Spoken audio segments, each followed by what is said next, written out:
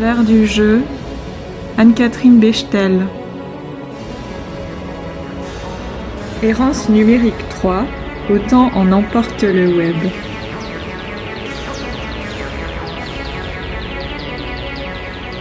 Bon, ok, le temps du numérique, c'est l'un de mes sujets philosophie de comptoir favoris. J'y suis confrontée au quotidien en tant que personne ultra connectée.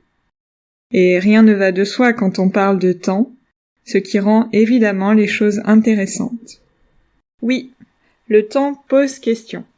Peut-on considérer que le temps du numérique est un nouveau temps à part entière, intégré dans le temps de la vie? Ou est-ce une pure perte de temps face à la réalité brutale, celle de la finitude, de notre fin qui s'approche? Allez, promis, je ne vais pas rajouter d'angoisse existentielle à la situation actuelle. On en parlera peut-être une autre fois, même si je pars ici du principe et du postulat, contestable, je sais, qu'un temps du numérique existe à part entière. Si j'ai voulu parler de temps, c'est aussi en écho avec l'émission Philosophie d'Arte que j'ai vue il y a peu et qui interrogeait le retard. Deux choses m'ont fait tiquer. La première, c'est l'évocation d'un retard magnifique, celui de Nicolas Hulot le 21 juillet 2015 au Sommet des Consciences. Loin de moi l'idée de contester l'interprétation faite par Hélène Leuillet et Raphaël Enthoven d'actes manqués et de dons d'intervalle, mais ce qui a frappé l'ultra-connecté que je suis, c'est aussi l'excuse de Nicolas Hulot. Je me réveille par le téléphone, moi, et mon téléphone est tombé en panne. Personne ne pouvait le joindre. La fonction réveil du téléphone de Nicolas Hulot prend ici une importance capitale. C'est comme si nos rythmes vitaux n'étaient plus imposés par la saisonnalité, l'alternance des jours et des nuits, mais par le fonctionnement d'objets de la modernité, que ce soit le réveil, ou celui, plus élaboré et central ici, le smartphone, c'est-à-dire ce téléphone qui nous déleste d'une part de l'intelligence gestionnaire de notre quotidien pour nous enfermer dans une autre forme de dépendance. L'outil numérique devient un besoin personnalisé et optimisé par rapport au réveil qui peut certes aussi tomber en panne, mais qui n'est pas plurifonctionnel. Si le réveil tombe en panne, le téléphone peut continuer de nous alerter. Si le smartphone tombe en panne, c'est tout un pan de notre vie numérique qui se perd dans les nuées. De là une dépendance accrue au smartphone dont l'objectif premier semble de synthétiser tous nos besoins dans un outil mobile à emporter partout avec soi. Et je parle ici de besoins réels, comme se réveiller le matin, ou fictifs et inventés par l'industrie, comme par exemple le compteur de calories. Évidemment, ceci est une révolution.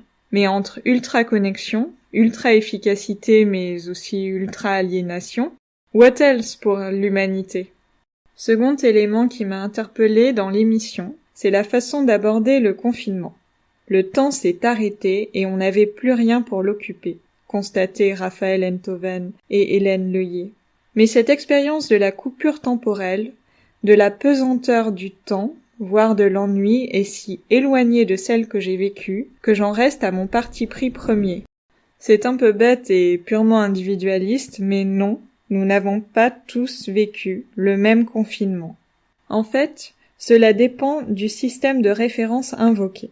En effet, sur le plan du temps économique et de certains temps professionnels impactés par la situation, le confinement aura été, toujours, un temps d'arrêt qui invitait, je le conçois, à la réflexion, notamment quant à notre rapport au temps. Mais pour le temps qui m'intéresse, celui auquel je suis confrontée en tant que community manager institutionnel, que je me suis permise ici d'appeler le temps du numérique, ce n'était rien moins qu'un arrêt, mais plutôt une accélération, ou plus précisément un temps de retard constant. Pourquoi ? D'abord parce que l'arrêt brutal du confinement a aussi conduit à l'absence totale d'événementiel. De ce fait, c'est l'ensemble de la stratégie numérique qu'il a fallu reconstruire en mobilisant à distance les ressources nécessaires pour y parvenir. Ensuite, parce que le système institutionnel, dont je suis dépendante en tant que maillon de cette grande chaîne, a prouvé sa difficile adaptation à certains besoins d'immédiateté propre à cette situation de crise inédite et longue. Annoncer la mise en place d'une attestation, c'est bien. La rendre accessible en ligne suite à l'annonce, c'est mieux. Or, dans les institutions à l'heure actuelle, ce n'est pas possible, ou du moins difficilement réalisable. Entre le président, les ministres, puis les ministères, les préfectures, les régions, les départements et les villes, les nombreuses strates et systèmes de validation ne permettent pas toujours de répondre aux soucis d'immédiateté propres aux réseaux sociaux et à une audience de followers d'autant plus impatiente qu'elle est confinée. Le temps de l'institution n'est pas celui du numérique, bien qu'elles y soient présentes. Et même pour un maître des horloges, décider va toujours plus vite que de mettre en œuvre en équipe.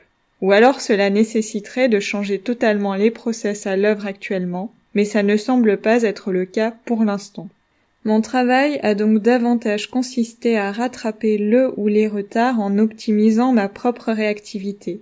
Par le biais, encore une fois, numérique des alertes notifiées, doublées d'une bonne dose de créativité pour trouver de nouveaux sujets en lien avec les services. Bref, je n'ai pas vu le temps passer, et j'ai terminé le confinement avec la sensation triste d'avoir perdu mon temps en le sacrifiant sciemment à ma vie numérique et professionnelle.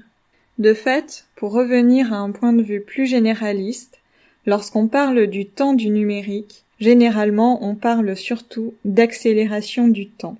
Soit, c'est assez simple. Les contacts sont plus rapides, les informations circulent plus vite, et l'accélération est définitoire du numérique. C'est un temps du progrès, de l'optimisation des techniques, donc de l'accélération. De même, la distance est abolie par le numérique. Nos proches sont dans notre poche et nous accompagnent virtuellement dans notre quotidien. La vitesse est celle de l'électricité et de la fibre, et l'équation classique qu'on apprend en cours de physique, V égale D sur T, en prend un gros coup de vieux.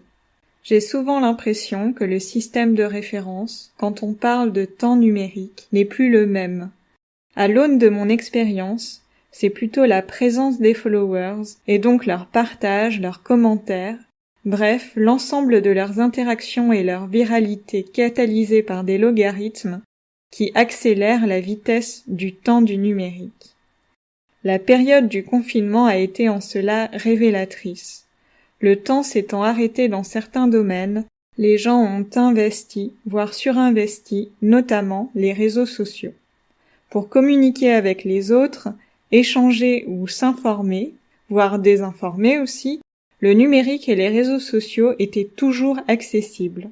Ce qui fait que pour moi, le temps du numérique, en confinement, n'est en rien une expérience d'un vide ou de l'ennui, mais plutôt celui d'une condensation. Dans ce grand espace numérique, la saturation n'est jamais possible. C'est un espace élastique dont l'objectif est toujours de s'étendre et de gagner en followers. Et c'est comme si la communauté, son nombre et sa puissance de viralité imposaient son rythme aux réseaux sociaux autant que les logarithmes imposés par les firmes numériques. Ce ne sont pas les logarithmes seuls qui établissent les tendances et permettent de hiérarchiser les contenus sur un réseau social, mais aussi nos propres créations, nos contenus, nos partages, etc. Et je me suis sentie tributaire de ce rythme imposé par la communauté à laquelle je participais aussi, mais qu'il me fallait professionnellement informer et contribuer à relier dans un moment où l'angoisse et l'individu prenaient beaucoup de place. J'y ai donc passé beaucoup de temps. Et pourtant, je questionne aussi ce temps du numérique qui, à certains égards, paraît indispensable. Pourquoi ? Parce que dès lors qu'on est tapé par l'écran, on se constitue aussi un écran par rapport au temps. On évite l'ennui dans le flux d'informations utiles ou inutiles relayées H24. On évite aussi le vide angoissant du présent. On s'échappe du présent mais pour accéder à une forme de hors-temps rassurante. C'est en fait du temps perdu. Et aucun art possible ne vient permettre de le dépasser. Hormis l'application qui, en temps objectif, va vous rappeler que vous avez passé des heures sur votre téléphone, la notion du temps n'est plus l'essentiel de l'expérience numérique.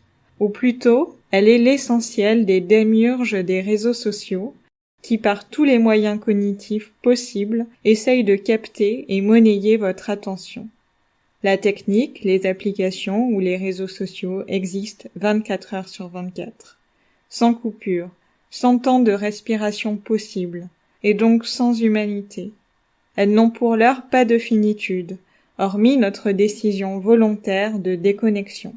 Mais se déconnecter, c'est aussi savoir qu'on perd l'accès à une information peut-être capitale. Pourtant, nous ne sommes pas des ordinateurs. Notre mémoire a des limites, notre temps aussi. L'espace numérique des réseaux sociaux semble n'être jamais saturé. Mais notre humanité sature. Alors la question capitale devient comment vivre et vivre le présent au temps où le web emporte notre temps. Mais je suis déjà en retard à force de trop en parler. Le temps file et je me défile. Rendez-vous lundi prochain. Il sera temps de parler de followers.